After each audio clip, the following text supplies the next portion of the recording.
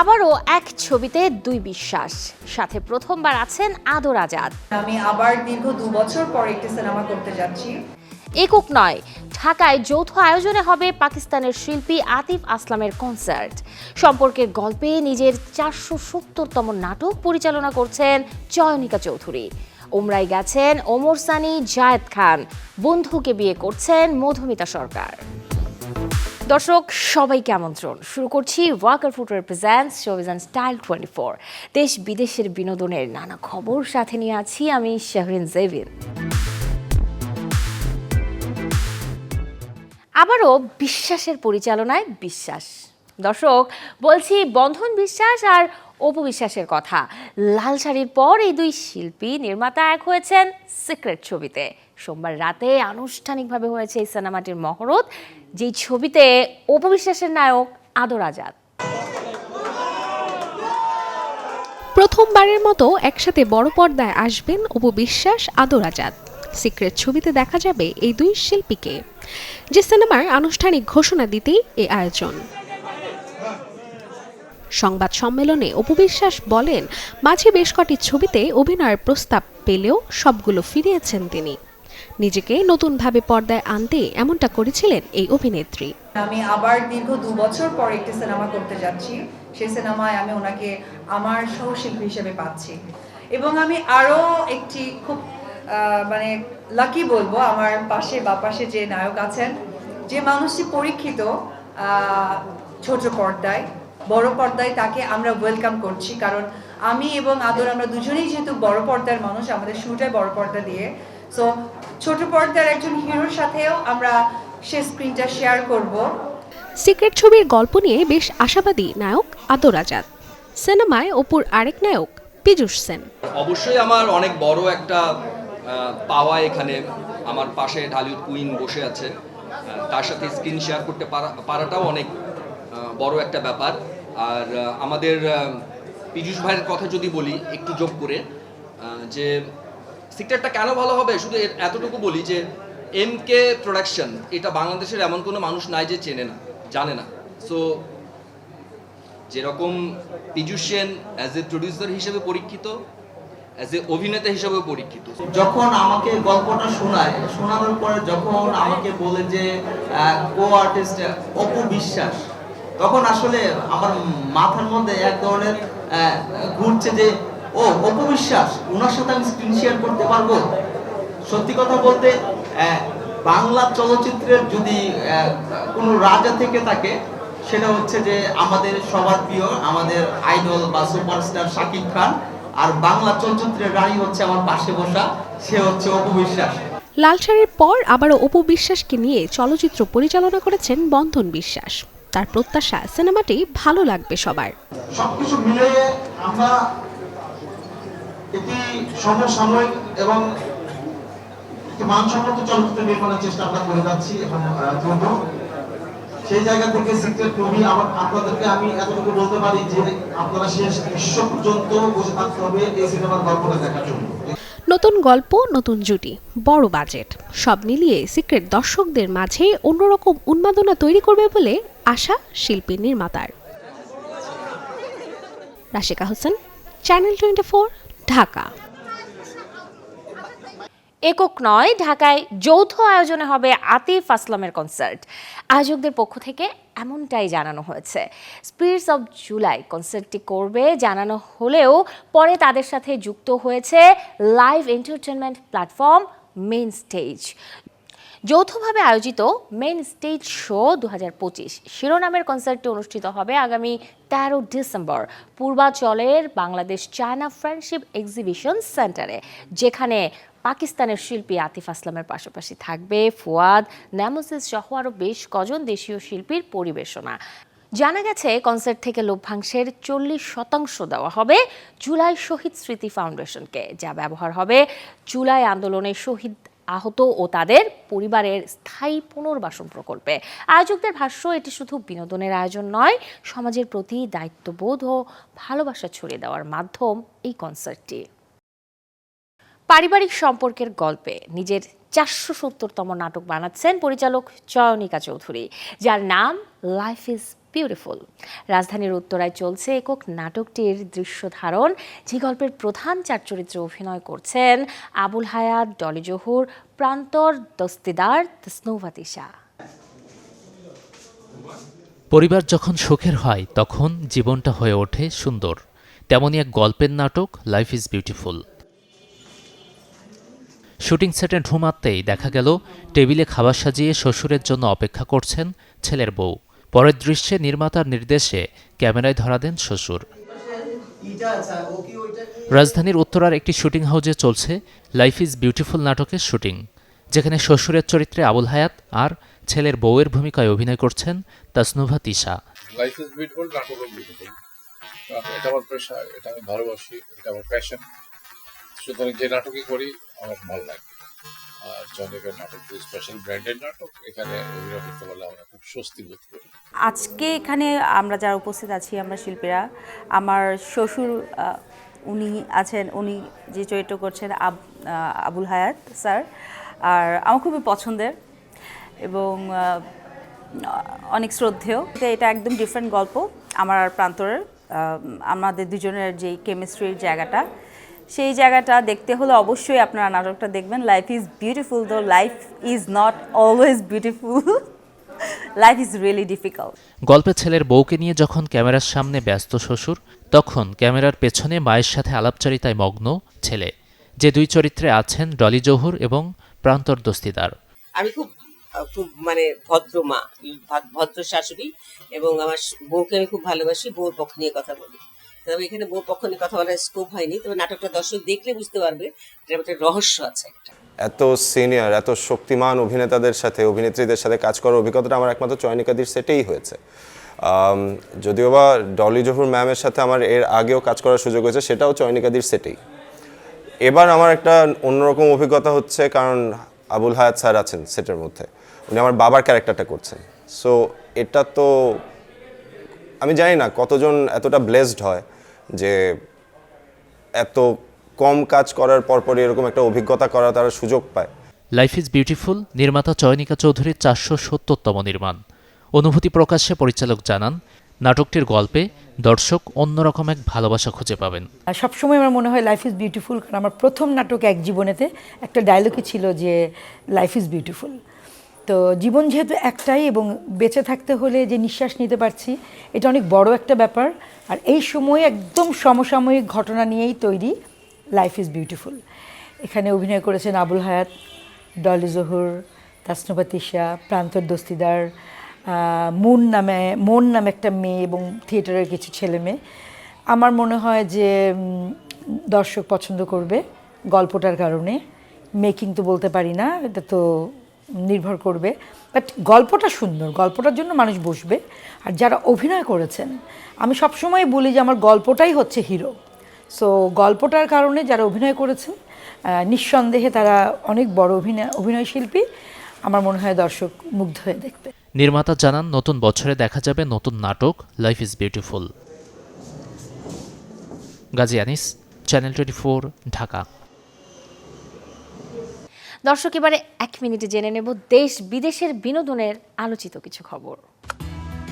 ওমরা পালন করতে সৌদি আরব গেছেন বাংলা চলচ্চিত্রের 2 নায়ক। গতকাল রাতে বাংলাদেশ থেকে গেছেন ওমর সানি, একই দিন আমেরিকা থেকে উড়াল দিয়েছেন জায়েদ খান।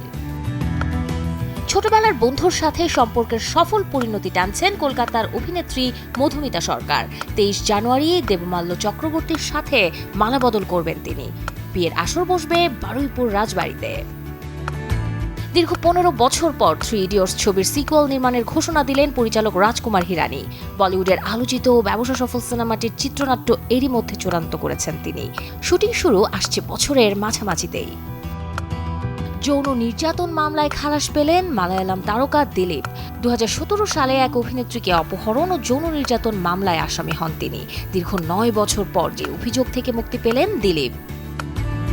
প্রথমবারের মতো জুটি মারতে চলেছেন দীপিকা পাড়ুকোন ও ভিকি কৌশল। ভারতীয় গণমাধ্যম সূত্র মতে মহাবতার শিরোনামের ছবিতে প্রধান 2 চরিত্রে দেখা যাবে এই দুজনকে। 83তম গোল্ডেন গ্লোবের আসরে আলোচনায় হলিউড অভিনেতা লিওনার্দো ডিক্যাপ্রিও। কারণ তার সিনেমাটি পেয়েছে সর্বোচ্চ মনোনয়ন। সদ্য প্রকাশ করা হয়েছে মনোনয়নের তালিকা। পুরস্কার প্রদানের আসর বসবে 2026-এর 11 জানুয়ারি। গেল সেপ্টেম্বরে মুক্তির পর থেকেই যেমন আলোচনায় লিওনার্দো ডিক্যাপ্রিওর ছবি ওয়ান ব্যাটল আফটার অ্যানাদার, তেমনি গোল্ডেন গ্লোবের 83তম আসরে সর্বোচ্চ 9 বিভাগে মনোনীত হয়ে খবরের শিরোনামে এখন পল টমাস অ্যান্ডারসন পরিচালিত এই সিনেমাটি। এবছর দ্বিতীয় সর্বোচ্চ 8 বিভাগে মনোনয়ন পেয়েছে ইয়কিম ট্রিয়ার পরিচালিত সেন্টিমেন্টাল ফেলো। তৃতীয় সর্বোচ্চ 6 বিভাগে মনোনীত সিনেমা দুটি, রায়ান কগলার পরিচালিত সিনার্স এবং ক্লোয়ে ঝাও পরিচালিত হ্যামলেট। এছাড়াও চতুর্থ সর্বোচ্চ 5 বিভাগে মনোনয়ন পেয়েছে উইকড ফর গুড এবং ফ্রাঙ্কস্টাইন। সবকটি ছবি 2025-এ মুক্তির পর যেমন পেয়েছে দর্শকপ্রিয়তা, তেমনি ছিল আলোচনায়। বড়দিন ঘিরে নতুন রহস্য নিয়ে হাজির হয়েছেন ওপার বাংলার দর্শকপ্রিয় অভিনেতা টোটা রায়চৌধুরী, তাও আবার সত্যজিৎ রায়ের জনপ্রিয় গোয়েন্দা চরিত্র ফেলুদা হয়ে, যেটি দর্শক উপভোগ করতে পারবে ঘরে বসেই ওটিটি প্ল্যাটফর্মে। বলছি হইচইতে স্ট্রিমিংয়ের অপেক্ষায় থাকা ফেলুদার গোয়েন্দাগিরি রয়্যাল বেঙ্গল রহস্য ওয়েব সিরিজটির কথা। প্রচারের স্বার্থে সদ্যই মুক্তি পেয়েছে টিজার। এই সিরিজটি পরিচালনা করেছেন কমলেশ্বর মুখোপাধ্যায়। সত্যজিৎ রায়ের রয়্যাল বেঙ্গল রহস্য উপন্যাস ঘিরেই নির্মিত এই সিরিজটি, যেখানে ফেলুদার চরিত্রে আছেন টোটা রায়চৌধুরী, জটায়ুর ভূমিকায় অনির্বাণ চক্রবর্তী। বর্ডার 2 ছবির প্রথম লুক নিয়ে প্রকাশ্যে এসেছেন আহান শেট্টি। ভারতীয় নৌবাহিনীর অফিসার রূপে তার এই লুক ইতিমধ্যেই সামাজিক যোগাযোগ মাধ্যমে প্রশংসা কুড়াচ্ছে বেশ। প্রচারের স্বার্থে প্রকাশিত পোস্টারে দেখা যায় রক্তাক্ত মুখ ও দৃঢ় দৃষ্টিতে সামনের দিকে তাকিয়ে আছেন আহান শেঠি, হাতে অস্ত্র, চারপাশে যুদ্ধ পরিস্থিতির ইঙ্গিত। অনুরাগ সিং পরিচালিত বর্ডার 2 ছবিটিতে আহানের সঙ্গে আরও আছেন সানি দেওল, বরুণ ধাওয়ান, দিলজিৎ দোসাইল, মেধা রানা, মোনা সিং ও সোনম বজওয়া। জানা গেছে আসছে বছরের 23 জানুয়ারি মুক্তি পাবে এই সিনেমাটি। ছবি মুক্তি পেয়েছে দিন 4 আগেই। এরই মধ্যে জানা গেল আসছে পার্ট 2, যেটি দেখা যাবে আসছে রোজার ঈদে। দর্শক, বলছি রণবীর সিং অভিনীত সিনেমা ধুরন্ধরের কথা। ধুরন্ধরের গল্পে একজন মৃত্যুদণ্ডপ্রাপ্ত আসামির ভূমিকায় অভিনয় করেছেন রণবীর সিং, যিনি কিনা দেশের স্বার্থেই কাজ করছেন প্রশাসনের সিদ্ধান্তে। এই সিনেমাটি প্রেক্ষাগৃহে মুক্তির পরই পার্ট 2-র ঘোষণা দেয় রণবীর সিং ও প্রযোজনা প্রতিষ্ঠান জিও স্টুডিও। মুক্তির 4 দিনে 140 কোটি বাজেটের প্রথম পর্ব ঘরে তুলেছে প্রায় 190 কোটি রুপি। ভারতীয় গণমাধ্যম সূত্র মতে আসছে 19 মার্চ মুক্তি পাবে ধুরন্ধর পার্ট 2। রোজার ঈদ ঘিরে ঠিক একই সময় নাকি প্রেক্ষাগৃহে ধামাল 4 নিয়ে থাকবেন অজয় দেবগন। এদিকে হলিউডে আসছে সত্য ঘটনা অবলম্বনে ছবি নট উইদাউট হোপ। জকার হান পরিচালিত এই সিনেমাটিতে মুখ্য ভূমিকায় অভিনয় করেছেন জ্যাকারি লেভাই। মূলত 2009 সালের একটি নৌ দুর্ঘটনার উপর ভিত্তি করে এই সার্ভাইভাল থ্রিলার ছবিটি তুলে ধরেছে নিক স্কুইলারের মৃত্যু ফাঁদ থেকে অলৌকিকভাবে বেঁচে ফেরার গল্প। জানা গেছে 25 অক্টোবর অনুষ্ঠিত অস্টিন ফিল্ম ফেস্টিভ্যালে বিশ্ব প্রিমিয়ার শেষে এই ছবিটি 12 ডিসেম্বর মুক্তি পাচ্ছে প্রেক্ষাগৃহে। দর্শক, এতক্ষণ ছিলাম বিনোদনের নানা খবরে। এবারে জীবনযাপনের গল্প দেখব, লাইফস্টাইলের কিছু আপডেট। সামনেই মহান বিজয় দিবস, যে দিনটি ঘিরে লাল সবুজের ছোঁয়ায় নিজেদের যেমন সাজান বাঙালিরা, তেমনি উপহারের তালিকাতেও থাকে বাংলাদেশের পতাকা কিংবা সংস্কৃতি বহন করে এমন সব সুভেনিয়ার। জানাবো কেমন দামে মিলছে তার আত্মপান্ত। বিজয় দিবস সামনে রেখে দেশ জুড়ে জমে উঠেছে প্রস্তুতি। পোশাকের পাশাপাশি বিভিন্ন ধরনের সুভেনিয়ারের প্রতি বাড়ছে ক্রেতাদের আগ্রহ। পোশাকের পাশাপাশি বিজয় দিবসের নানা অনুষ্ঠান ঘিরে চাহিদা থাকে বিভিন্ন ধরনের হাতে বানানো গহনার, সাথে গায়ের শাল, উত্তরীয় এবং টুপি। সাধারণত সুতি এবং পলিস্টার মিক্সড ফ্যাব্রিকে বানানো হয় এই সুভেনিয়ারগুলো। রঙের ক্ষেত্রে প্রাধান্য পায় লাল, সাদা আর সবুজ। ডিজাইনের ক্ষেত্রে দেখা যায় দেশাত্মবোধের ছোঁয়া। বিক্রেতাদের মতে আবহমান গ্রাম বাংলার প্রতীক, স্মৃতিসৌধের নকশা কিংবা মুক্তিযুদ্ধ চেতনা বহনকারী নানা মোটিভের সুভেনিয়ারেরই বেশি চাহিদা থাকে। 16 ডিসেম্বরকে ঘিরে যে বাংলার যে একটা বিজয় দিবস, এই বিজয় দিবসকে ঘিরেই আমরা মোটামুটি কাজ করছি। কাস্টমাররা বেশিরভাগ ফ্যামিলি কম্বো, ফ্যামিলি প্যাকেজ, যে বাবা ছেলে মেয়ে ধাপে ধাপে যারা একত্র আছে সেগুলো তারা বেশি চাচ্ছে। পোশাকের পাশাপাশি শাল আছে, উত্তরীয় আছে, টুপি আছে, টি শার্টেও বাংলার একটা লাল সবুজের একটা ডিজাইন নিয়ে আসছি। সেখানে স্মৃতিসৌধ নিয়ে কাজ করা হয়েছে। স্বাধীনতা দিবসে লাল সবুজের একটা ছোঁয়া আছে, এই ছোঁয়া রাখার জন্যই এটা আমরা করছি আর কি। সাধারণত শাল এবং উত্তরীয়র দাম শুরু হয় 500 টাকা থেকে, আর টুপির দাম পড়বে 200 থেকে 350 টাকার মধ্যেই। মুর্শিদ, চ্যানেল 24, ঢাকা। বড়দিন উপলক্ষে ৩,৬৮৮টি প্লাস্টিক বোতল দিয়ে তৈরি ব্যতিক্রমী ক্রিসমাস ট্রি নজর কাটছে দর্শনার্থীদের। রাজধানীর অভিজাত হোটেল ক্রাউন প্লাজা ঢাকা গুলশানে তৈরি করা হয়েছে অনন্য এই ক্রিসমাস ট্রি, যা দেখতে ভিড় করছেন অনেকেই। বিশ্ববিখ্যাত IHG হোটেলস অ্যান্ড রিসোর্টসের অংশ ক্রাউন প্লাজা ঢাকা গুলশান টেকসই আতিথেয়তার অগ্রণী পদক্ষেপ হিসেবে উন্মোচন করেছে সম্পূর্ণ রিসাইকেল করা প্লাস্টিক বোতল দিয়ে সাজানো ক্রিসমাস ট্রি, যার নামকরণ করা হয়েছে RRR। এটি উন্মোচন করেন ডোরিনার সিনিয়র গ্রুপ অ্যাডভাইজার ও বোর্ড সদস্য ফিরোজ আসাদ। জানা গেছে হোটেলের লিডারশিপ টিমের পরিকল্পনা ও নির্মাণে তৈরি করা হয়েছে এই স্থাপনাটি। RRR এর মাধ্যমে তারা বার্তা দিয়েছেন রিডিউস, রিইউজ, রিভাইভের। এই শক্তিশালী বার্তা IHGর বৈশ্বিক টেকসই উন্নয়ন প্রতিশ্রুতি জার্নি টু টুমোরো এর সঙ্গে ঘনিষ্ঠভাবে সামঞ্জস্যপূর্ণ। অতীত সুখের কাব্য যেমন ধরে রাখে, তেমনি অতীতের কষ্টগুলো বেশ চাপ তৈরি করে বর্তমান জীবনযাপনে। এই জন্যই বিশেষজ্ঞদের মত, অতীত নয় বর্তমানে বাঁচুন। দর্শক, জানাবো এমন কিছু উপায় যেগুলো মেনে চললে ভুলতে পারবেন ভয়ঙ্কর অতীত, সুন্দর হবে আগামীর দিন। জীবনে এমন মানুষ বা ঘটনা আসা খুব স্বাভাবিক, যেটি কিনা আমরা পরে ভুলে যেতে চাই। কিন্তু সমস্যা হলো মস্তিষ্ক ভুলে যেতে চাইলেও স্মৃতি আঁকড়ে ধরে রাখতে চায়।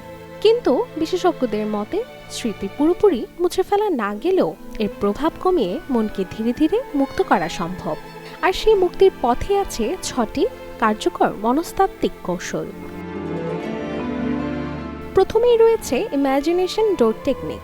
চোখ বন্ধ করে কল্পনার পৃথিবীতে দাঁড় করিয়ে দেওয়া সেই স্মৃতিকে, যেন পৃথিবীর শেষ প্রান্তের একটি দরজা বন্ধ হয়ে গেল আর স্মৃতিটি রয়ে গেল দরজার ও পাশে। মস্তিষ্ক যখন এই ইঙ্গিত পায়, তখন ঘটনা বা মানুষটির আর কোনো গুরুত্ব থাকে না, ফলে ধীরে ধীরে স্মৃতি হারায় তীব্রতা। দ্বিতীয় ধাপে আসে স্মৃতিচিহ্ন মুছে ফেলার পদ্ধতি। পুরনো ছবি, ভিডিও, টেক্সট সব সরিয়ে ফেলা, এমনকি পরিচিত জায়গাগুলো থেকেও সাময়িক দূরে থাকা। মনোবিজ্ঞানীরা বলেন এতে 70% পর্যন্ত কমে যায় স্মৃতি ফিরে আসার সম্ভাবনা। তৃতীয় উপায় জার্নালিং থেরাপি। কাগজে লিখে ফেলা সব কষ্ট, সব স্মৃতি লেখা শেষ করে কাগজ ছিঁড়ে ফেলে দেওয়া বা নষ্ট করে দেওয়াই থেরাপির মূল অংশ। এতে মস্তিষ্ক স্মৃতিকে কাগজের পাতায় ট্রান্সফার করেছে বলে অনুভব করে, মানুষও হয় হালকা। বিশেষজ্ঞরা সতর্ক করেন, জোর করে ভুলতে চাওয়াই সবচেয়ে বড় ভুল, কারণ যত জোর তত স্মৃতি ফিরে আসা। নিজেকে দোষারোপ না করে সময় দেওয়া, মেডিটেশন, নতুন শখ বা প্রকৃতির সংস্পর্শে যাওয়া, এই ধীর পথে আসে মুক্তি। পঞ্চম কৌশল কাউন্টিং থেরাপি। যখন স্মৃতি ফিরে আসে সংখ্যা গোনা। এক সময় মস্তিষ্ক ব্যক্তি বা ঘটনাটিকে বোরিং হিসেবে ধরে নিয়ে নিজেই মুছে ফেলতে শুরু করে। সবশেষে রয়েছে রিফ্রেমিং, অর্থাৎ ঘটনাটিকে নতুনভাবে দেখা, প্রশ্ন জাগানো, আমি কি শিখলাম। এই ইতিবাচক দৃষ্টিভঙ্গি কষ্ট কমায়, মানসিক শক্তি বাড়ায়। Desk report, channel 24। এই ছিল আজকের Walker footwear presents showbiz and style 24 এর আয়োজনে। বিনোদন ও লাইফস্টাইলের সব খবর জানতে ভিজিট করুন আমাদের ফেসবুক পেজ এবং ইউটিউব চ্যানেলে। কাল ঠিক একই সময়ে আবারও দেখা হবে। সেই পর্যন্ত সবাই ভালো থাকুন, আর দর্শক অবশ্যই চ্যানেল 24 এর সাথেই থাকুন।